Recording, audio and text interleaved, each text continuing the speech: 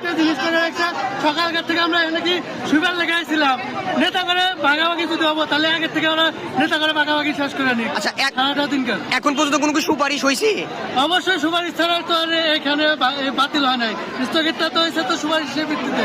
সুপারিশ ছাড়া ভাগাভাগি শেষ করবে, তারপর নতুন করে আবার পরীক্ষা দেবে বা এটার উপরে জাগরের নাম আছে এর ভিতর বাগবাটারা করে দেবে। আমরা এখানে প্রায় 7 ঘন্টার মতো বসেছিলাম। আমাদেরকে উপজেলা অফিস থেকে বসে রাখা হয়েছে। আমরা যে পরীক্ষা দিছি, পরীক্ষা আলহামদুলিল্লাহ মোটামুটি ভালো হয়েছে, কিন্তু পরীক্ষার রেজাল্ট তারা দেয় নাই। তারা আমাদেরকে বলে দিছে যে এই পরীক্ষা বাতিল করা হয়েছে। এটা কেন বাতিল করা হইলো? পৌর উপজেলা প্রশাসনের কাছে আমাদের দাবি।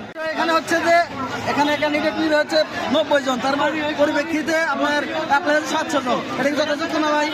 এটা কি জন্য আবার নতুন করে অ্যাপ্লাই করতে হবে, নতুন সুযোগ দিতে হবে? এটা পুরো একটা মানে হজবরল দিচ্ছে ভাই। সিলেকশন আবার দেওয়া